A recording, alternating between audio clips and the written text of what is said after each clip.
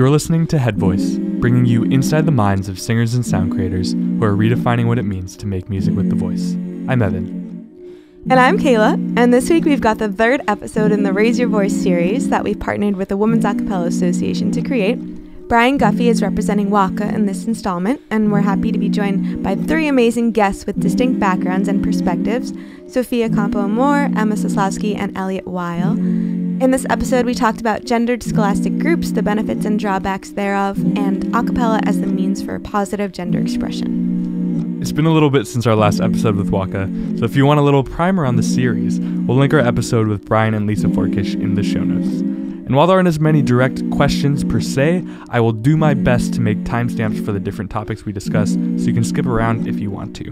One bit of housekeeping before we get into it. Next week is our 52nd episode, 1 year extravaganza, so it's the last call to win a personal sketch for you, drawn by Kayla, and some of our new stickers that we've got. All you have to do is leave a short iTunes review, and we'll draw the winner this weekend. Alrighty, we've got plenty of good stuff coming your way. Get into it. Well, our third episode with WACA.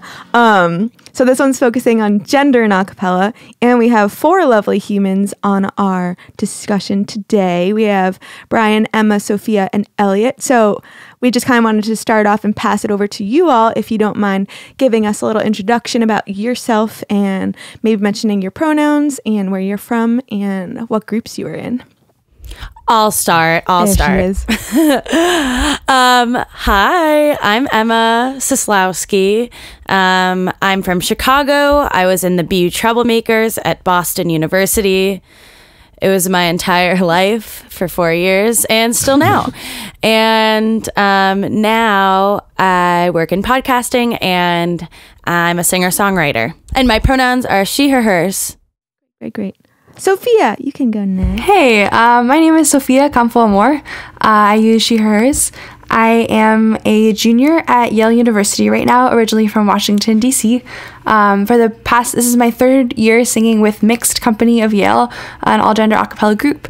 And I was recently accepted into the Whiffenpoofs, which is Yale's oldest a cappella group, and up until this year has been all-male, but now is an all-gender group. Awesome Stuff. And Elliott? Hi there, I'm Elliott Weil. I use he, him pronouns. I'm a freshman at Ithaca College. I'm from New Hampshire, and I've been members of the Nellies at Northfield Mount Hermon, and now I'm a member of Ithacappella here at Ithaca College. Beautiful. Brian, why don't you let the people know what's up? One time. Hello, everybody. Ooh, the deep vocals. My name is Bryan Guffey. I am a board member for the Women's Acapella Association and work on the diversity and inclusion team. My pronouns are they, them, theirs. And let's see. I started the Kent Clarks at Kent State University, and I sang in a group called Full Sail on a weird cruise ship for a while, and that's fun. And so I do a lot of things around the things, and you guys have heard my voice before, so it's good to be back. And for y'all who don't know, I'm Evan, he, him, but I'll skip all the other stuff. And I'm Kayla, she, her. Awesome. So I think we will turn it over to Brian now. And do you have any first question that you'd want to kick it off with? So I think gender in acapella, what we've traditionally seen, as we all know, is we have what we would call all female groups. We used to call them, we call all male groups, and then we would have our mixed groups.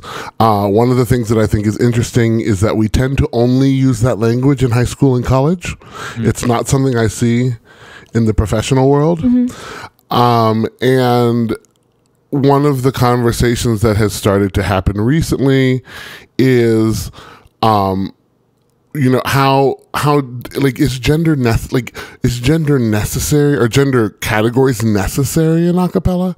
Do they help? Why did they traditionally exist? Some of these questions. And one of the things that I'd love to start with is sort of what has everybody's experience been with gender in your a cappella groups that you've been a part of, you know, in terms of whether the group was, we talked a bit about like the groups being, some groups being single gender or mixed, but even inside of that, like the sort of the gender construction of the groups that you've been in might be an interesting conversation topic to have. I know that when I was in college and in, I mean, everybody in my group, as far as we all knew at the time, was, you know, we were all cisgender individuals, right? And so, you know, I was in the Kent Clarks was a mixed group. So, you know, our construction was really like guys and girls singing songs. And, you know, sometimes about love, sometimes about friendship, those sorts of things. And, we were like a theater group. And so we did Take Me or Leave Me from Rent, which is like the only, up until probably like 5 or 6 years, the song that you would do in an a cappella group if you wanted to do like a same gender pairing. And I just wonder what everybody else's experiences have been in their group. Yeah, so the group I've been singing with currently, Mixed Company of Yale, I think when I joined the group as a first year was described as a co-ed group. And so we were SATB and we still are SATB.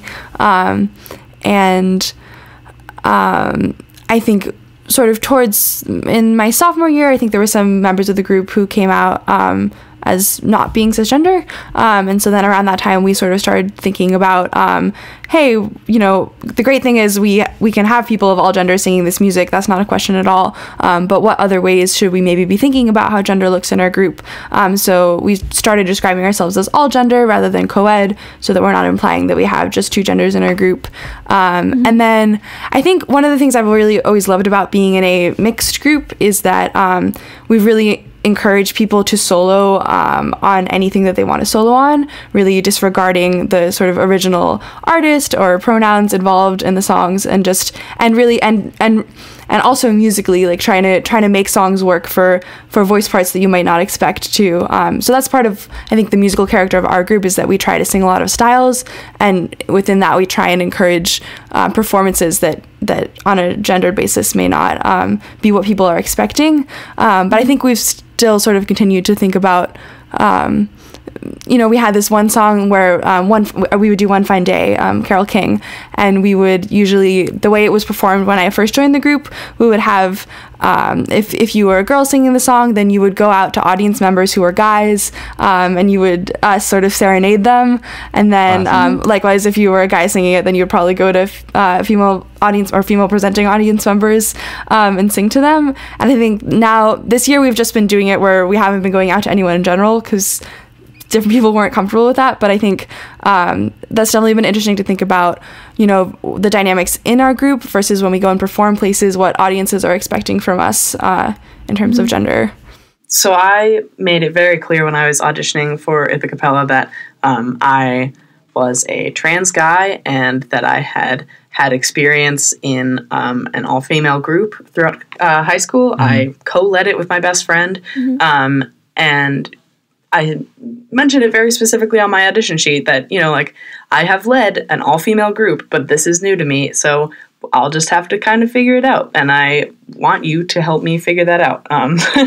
And it's been super interesting because I have found a sort of different culture in that at my high school there was a very particular a cappella culture where there were sort of unspoken, like, coolness rules, you know, where, you know, the all-male group was like the fun, hip, cool guys, and, you know, people expected a party from them and not the best music from them. And being in an all-female group, people expected really good music from us and practically no party. And there were just certain, like, expectations attached to that. And, you know, I came out relatively recently, and I'm still pre-T, and I'm, you know, so my voice is still pretty high, but I've worked my way into this, like, all-male group, and it's been super interesting, just sort of experiencing the different culture of it. because in some ways they're like, yeah, like we're the cool guys, you know, like we're the guys, like, you know, and in and in a lot of other ways they're very aware of that, and they are, you know, making a conscious effort to not come off as just like the cool guys, and you know, to produce amazing music and to have fun with it, and, you know, give that meaning rather than just being the guy group, Right. you know. So that's been a very interesting transition, if you will. Looking back on Trebs, now I'm realizing how like kind of governed by the gender binary Trebs was, which is something you don't really think about. Like, I'm like a cis white girl, and I'm not always thinking about gender when I'm doing a cappella. Loved being in a mixed group. Loved being able to hang out with a spectrum of people. But we have a weird tradition in Trebs called Guys Night and Girls Night. And as Kayla and Evan know. And recently we had someone audition for our group that's a non-binary femme person.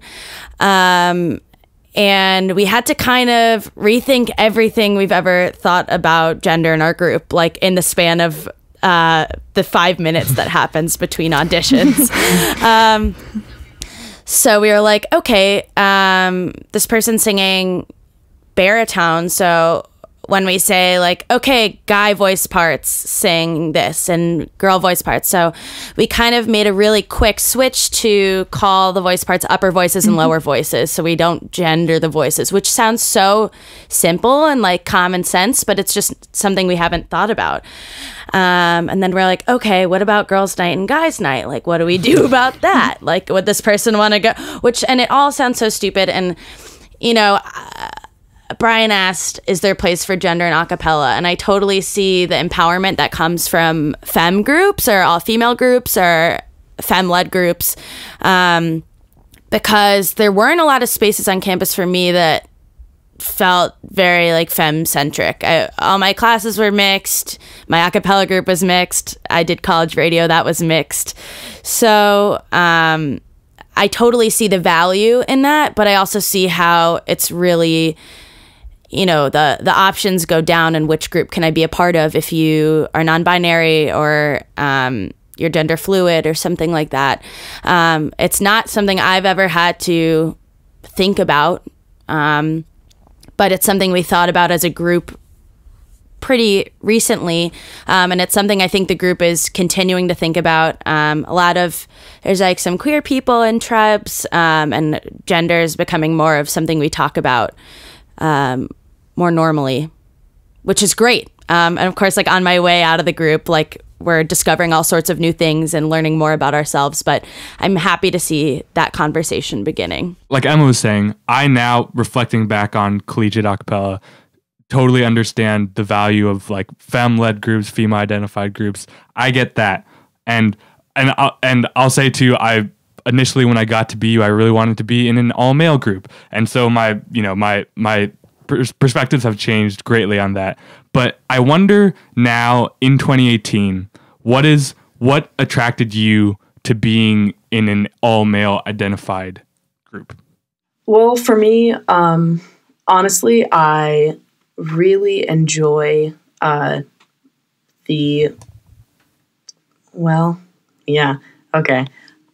it's hard to say, but I enjoy just kind of the brotherhood of it, in the same way that I really enjoyed the sisterhood of the Nellies.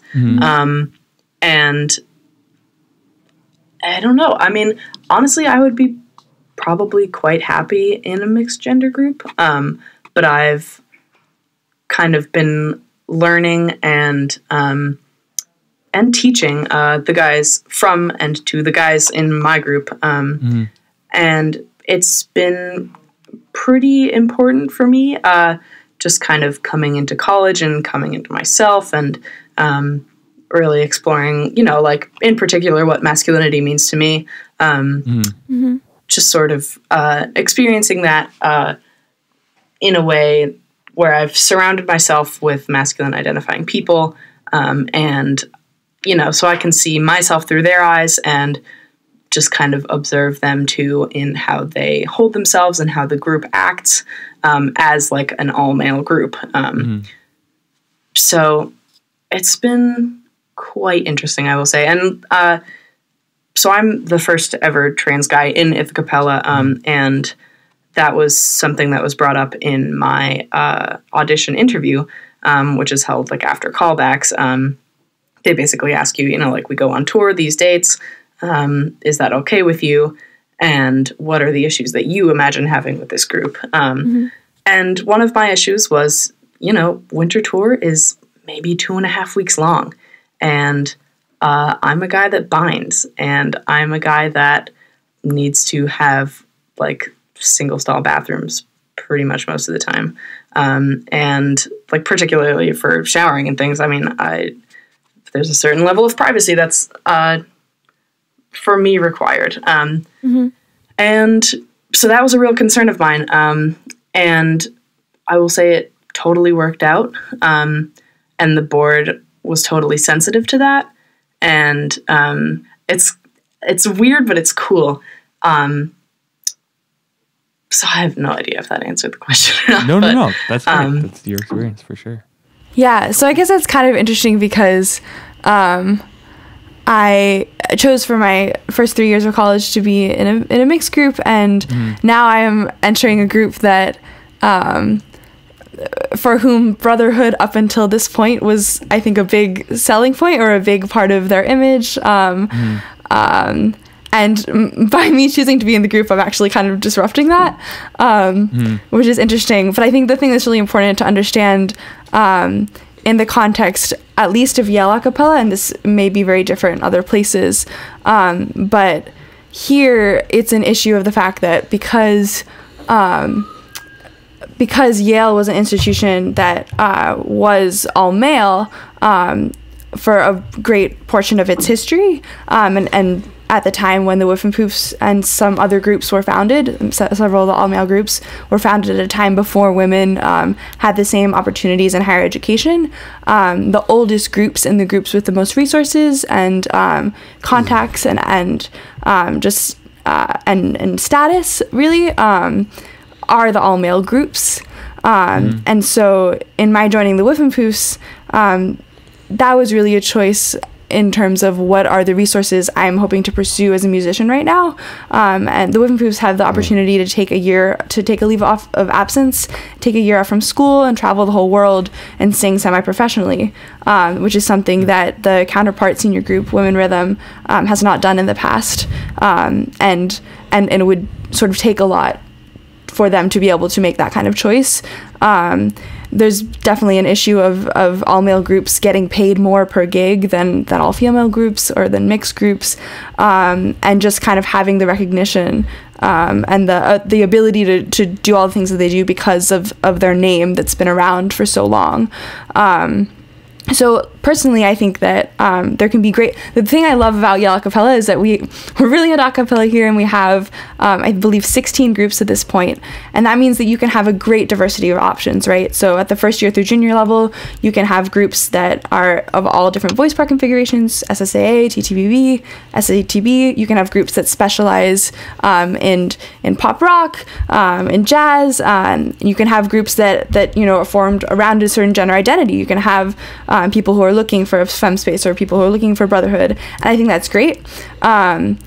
So I think it's totally valid to have that when you have a lot of different options. But at the senior a cappella level, which is something sort of specific to Yale, when you have two groups, one being SSAA, one being TTBB, to me, that's not the time to gender groups, especially not only because the Whiffenpoofs have the most resources, but also because there's only two groups. I think that in the past, before this year, before the groups opened, both groups opened to all genders while they maintained their configurations, there wasn't a place for people who don't identify as men or women to sing. And while that's not something that affects me personally, because as a cis woman I would have been able to have a group, I think that because of the way that our particular system works, it doesn't make sense to gender groups in this particular part of our system. So can I just ask a clarifying question? Yeah, of course, sorry. when you turn however old, when you're a senior, you switch a cappella groups. Exactly. Yeah. So most people sing with their group. for the first 3 years only, and then they audition for either Whiffenpoofs or Women Rhythm. Can you stay? Which are the two senior groups. Can you stay with your? I think some people do. Occasionally people stay, but the majority of people either stop singing or sing in a senior group. Okay, whoa, because that is so interesting, and I was confused why before you explained this. I was like, why did you leave your group? Right, of course. Yeah. I think that's pretty specific to our system. Yeah, wow. So, I mean, Evan, you asked, like, effectively, like, what is the point in some way? Like, in some ways, we're like, what is the point or the value of, I guess, explicitly and, and focus, like, male dominant, like, well, not, I don't know, dominated is the wrong, masculine spaces, right? Male identified a cappella groups. And I think this is an interesting question. I think, and I sort of took your question to the next level. I want to acknowledge that you didn't say that exact thing. Mm-hmm. But I think that so I have been thinking about why is this a thing that happens in like high school and college and not the rest of the world, like the rest of the time, even in a cappella. And part of me thinks that it is related to the amount of time in high school and college we spend constructing our own identities. And that we like there is, I mean, I am 35 years old. I came out as gay when I was 14, and I came out as non-binary when I was 35. Right? Like, our constructions of who we are shift, and when I sometimes I wonder if what happened was, like, society has expectations, and those expectations used to be much stronger than they are now, and I think part of this is the advent, like the amount of queerness that exists in the world has really sort of presaged what has happened from a gender perspective, especially in a cappella. I remember when there were almost no queer people in a cappella, period, at least out queer people. Like, especially in college and high school a cappella, like, I mean, every single all-male group was like, no homo, we are all bros. And like all female groups were like, we are fabulous women. We are brilliant, and we are the best and wonderful and kind and beautiful. So as that has shifted, I think that what we are finding is that there is still validity in construction of identity around, like, we still have identities that are basically like, I identify, like, there's a binary identities, and they are like, we have man and we have woman, right? And then we have everything else in between because it's a spectrum, right? But that's masculine and feminine. Like, that's still a thing that exists in our world. And so, and it's a thing that we're exposed to all the time. And so we still have to negotiate and figure that out. And I know for me, who joined a queer fraternity when I started in college, and who was obsessed with all male a cappella for a while, like obsessed. I was exploring my masculinity at that time, right? I was trying to figure out what it looked like. And the other part of it is that I think today what's really interesting, and I talked a lot about, I got the chance to coach Ithacappella in the fall, and I do a lot of work with Buck That here at Ohio State, and I was just having this conversation with them now, like, masculinity is changing, like, very rapidly right now. Like, very, very rapidly. And one of the spaces, like, one of the most interesting spaces to explore that is in a space that is all man identified, right? Because that is the space that has been the most, like, restricted in the past. And has had the most, like, interactions between men, right, have been very regimented in the past. Interactions between men and women have as well, but we began to explore some of that more when we got into, like, sexual orientation and stuff like that. But still, there's, like, interactions between men were so regimented. And so I think that what's really interesting. One of the things I say to all male groups these days is, like, you can't just be bros anymore. You can't just be like, from a performance perspective, you can't just be bros. Like, no, everybody is bored by that now. Like, they expect to see more texture and more vulnerability. Like, I think if you want to be an all-male group and you want to win something these days, you have to show vulnerability. So I think there is a place for it, because I think the key is that those places have to be, and spaces have to be, very aware of the systemic oppression that they have created in the past and how to work against that. I wonder, I might be going down a rabbit hole that I can't get out of, but I just wonder,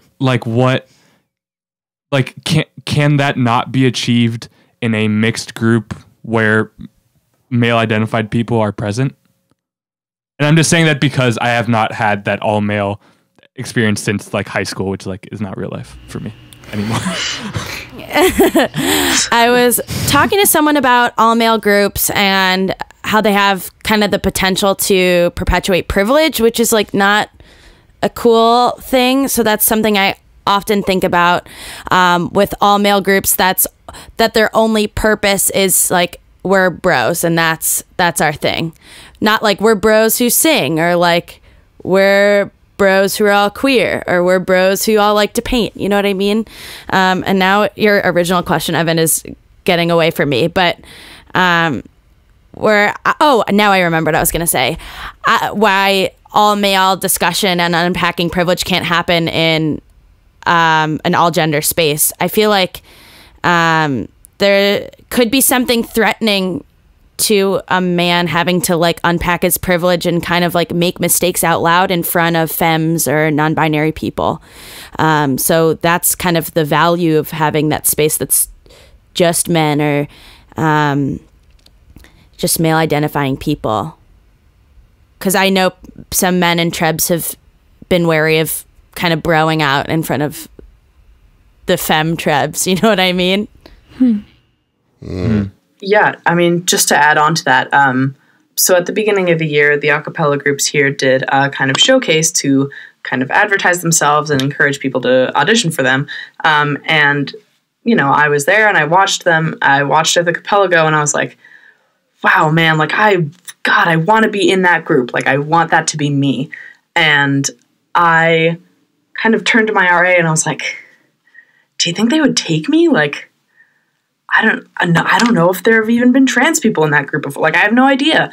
And he was like, well, I don't know. I was like, okay, well, damn it, I'm going to give it a shot. And, I did. And it's been nerve-wracking and so educational to be the first trans guy in this group. And it's been kind of amazing, I sound like I'm pumping myself up, but just to kind of teach these guys what it means to be a trans person, especially in what is primarily a cis space. Yeah. And, in the beginning of the year, it was pretty frustrating because I would get misgendered pretty often, and which, looking back is intensely frustrating, because what easier place is there to gender someone correctly than literally a single gender space? But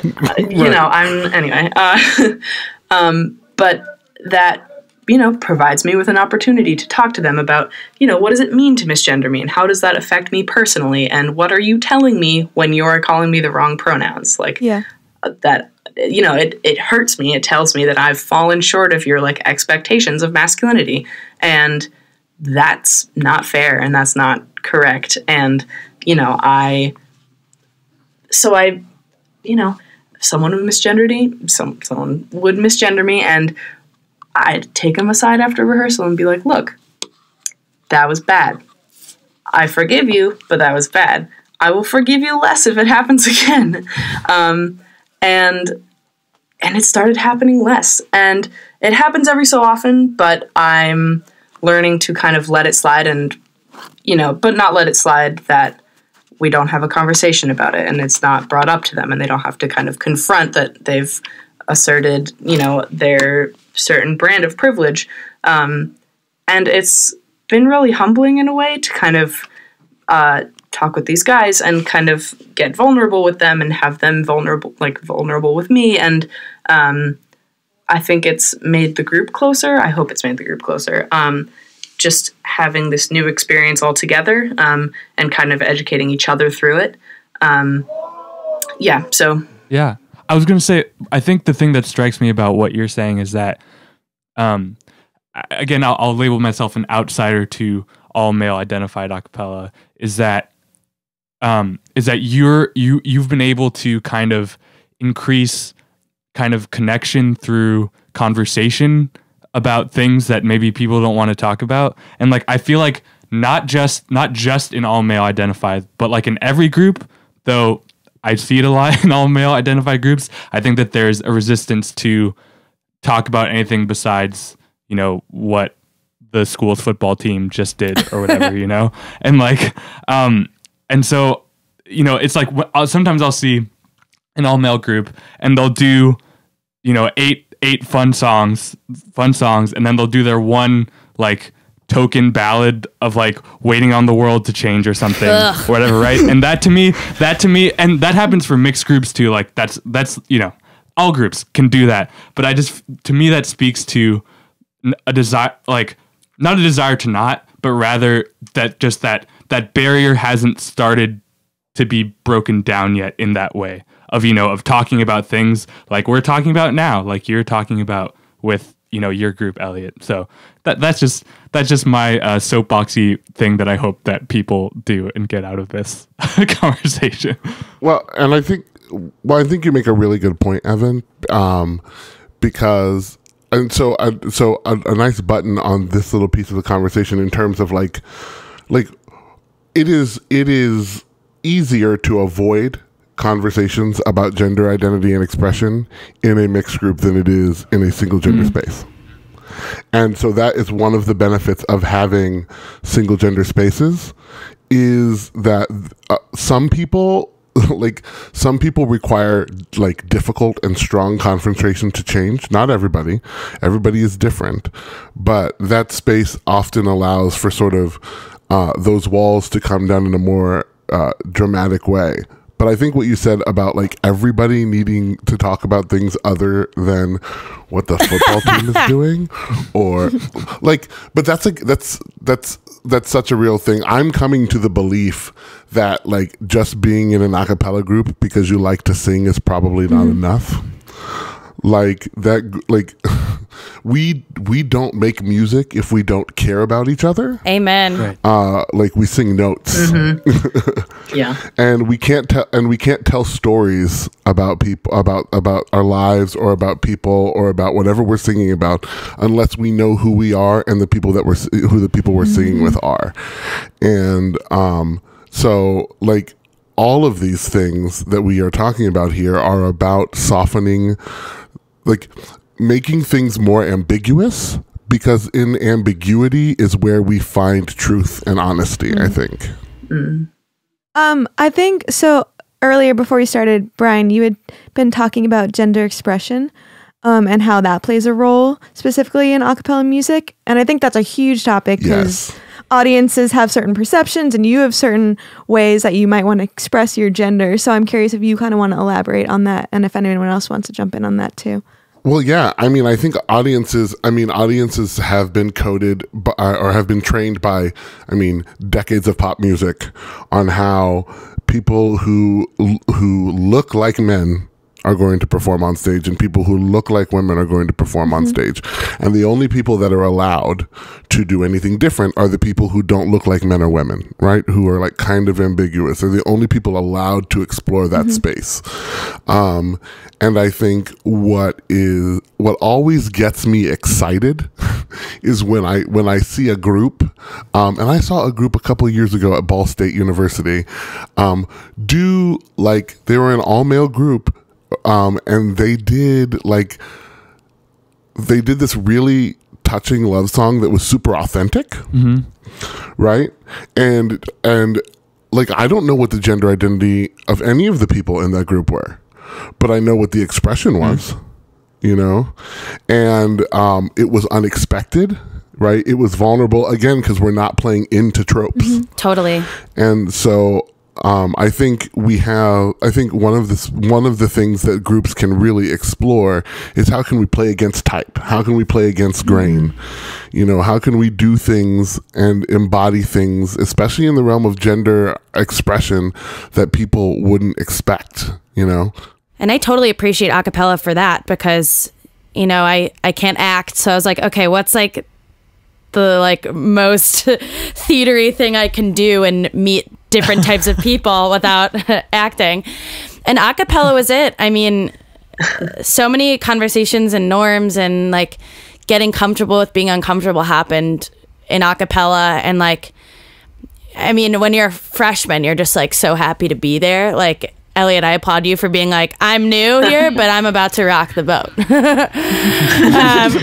I was just like, I hope they like me. But yeah, so many pushing barriers. I mean, this isn't really about like performance, but like a cappella parties is like you're like creating these adult relationships for the first time. And you're also meeting tons of people that like kind of go against what you thought guys and girls and non-binary people acted like, especially in an a cappella scene. So that was really cool for me because I didn't get much of that in high school, and I probably wouldn't have gotten it if I didn't do a cappella. I mean, Bryan, I think you probably saw this when you visited our group and did that workshop with us, which was amazing, that the group works really hard on creating a space where we can be vulnerable with each other pretty much all the time. And we work that into our rehearsals, and we have like sit down circles where we're like, you guys seem stressed. What's up? Like, let's talk about it. And I think in a way that is maybe unique to like all male groups in particular, in that like toxic masculinity prevents these guys from really being vulnerable or really like expressing their stress or their sadness or whatever they're feeling to the full extent, like out in the world, right? So they've kind of been working with others to create this space where they can all feel comfortable and still be like guys, you know? And it's been super interesting to kind of witness that and contribute to that. And I'm not about to break to them that like, this is what they're doing, because I don't, you know, like, I think it's super valuable to, I think it's super valuable to them to have this space. And I don't want to be like, I think you're doing this because it's a little bit like your therapy sesh every week, you know, twice a week. But in a way, it's great though. And, you know, I've had my own moments of vulnerability with the group, and like those guys are there for me. Like the seniors are just like my adopted college dads. And like, you know, one of my big stresses in response to the group in particular is I'm not on testosterone yet, and I'm still a freshman. And when I get onto testosterone, my voice will drop, and I don't totally feel prepared to deal with that, right? And that's like one of my big stresses about transitioning is I've been a singer my whole life, and losing control of that is like very nerve-wracking. But, you know, I've brought that up with them, and they've been like nothing but like comforting. And, you know, because one of my worries when I got into the group was, well, you know, I'm a token super high voice. That's all they need me for, right? Like, I'm a token trans guy and I've got a super high voice, and that's why they want me in the group, right? Like, and that has been like made clear to me that that's not the case. Each of those things is like makes the group better, but it's not like a requirement, and is not the only thing that makes me valuable to the group, right? So, you know, they've given me suggestions and offered like training and like help and suggested voice coaches, and they've been amazing. I'm not even on T. Like, I have no idea when I'll be on T, but it's been super like valuable to me to have this like all male support group sort of, and to like witness like what they experience as their all male support group, from, what I feel is a sort of outside perspective, in that I've never been in an all-male group before. And, so that's my 2 cents, I guess.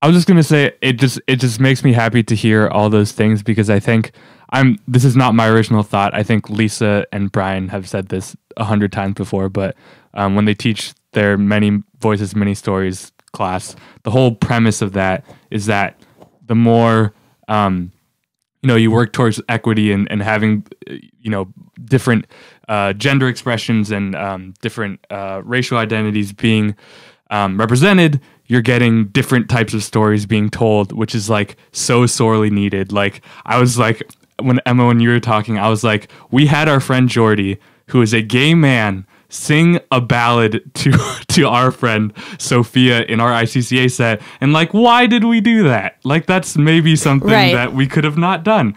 And like, what it just makes me so happy when I see like,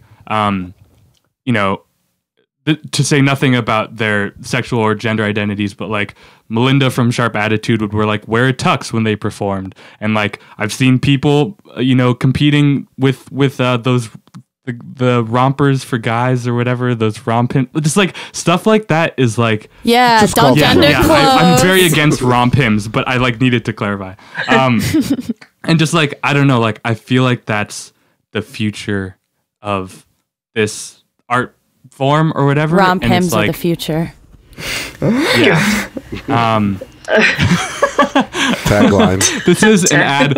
This episode has been sponsored by Romp Hymns, so please use your code RompHym at checkout. God, I would. So Help us all. I've really enjoyed talking to all of you lovely people.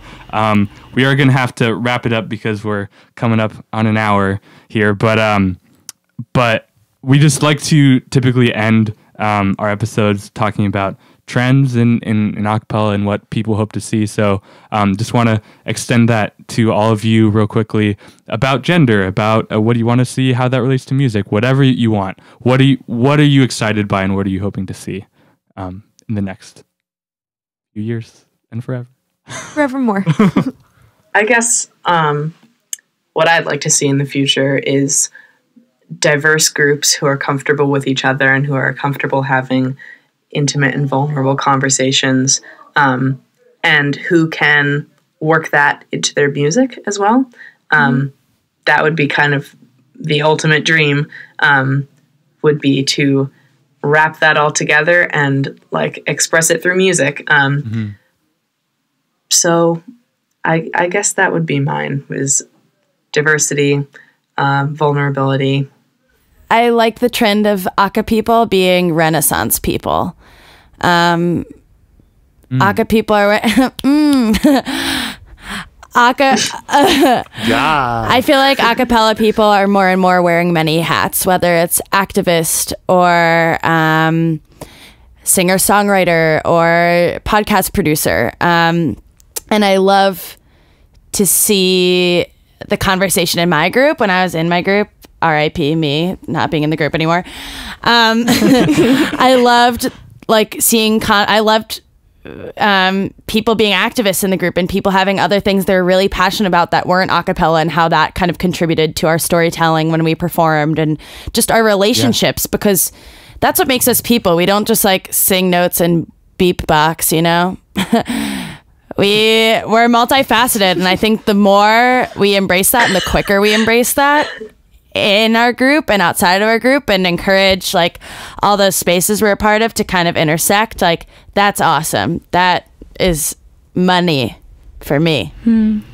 Love it. Yeah, I think what sort of the meta trend I'm seeing both in conversations about gender and just sort of all aspects of a cappella right now is sort of interrogating the art form in how we came to value the parts of it that we value. So kind of separating out all those pieces and then sort of looking at them and saying, okay, now that we sort of see where these came from, what's actually important to us going forward. So at least in my community, that means something about sort of separating out, are we here for a gendered experience, or are we here because we like how these voice parts sound together? And then taking it a step further and thinking, okay, why do we value these voice parts singing together? What is the value of this configuration versus an SATB configuration versus an SAA configuration? Thinking about, and then I think that gets exciting because it intersects with just sort of with music in general, and where different styles came from, and who created those styles, and how did they come to be in popular music, and who is in charge of that now, and so I'm just kind of excited by an increased awareness of how we got to be here now, and I think that'll be really good for all singers and artists going forward. Yeah. That's awesome. Also, so for me, I'm going to call some people out in a very nice way. I am ready for the gatekeepers of a cappella to stop gatekeeping. I'm ready for them to stop being worried. So, like, I want them to stop letting their worries get in the way of progress, right? I want them to be like, and because some of the things that I've heard, and specifically sort of around your experience, Sofía, is like some older people being like, well, you know, men's voices sound different. And I'm like, look, is that really so important? Why do you think that's important? Like, what's more important? Your audio purity or like people getting to be people, you know? I just like, I get that it can be hard especially, I mean, I'm getting older. Like I will be 36 this year. That is terrifying. But like, I want all of us as we get older, and those of us who are older and who have been around and have been doing it for a while, to like consistently first be excited about the new thing before we begin to critique it. Yeah.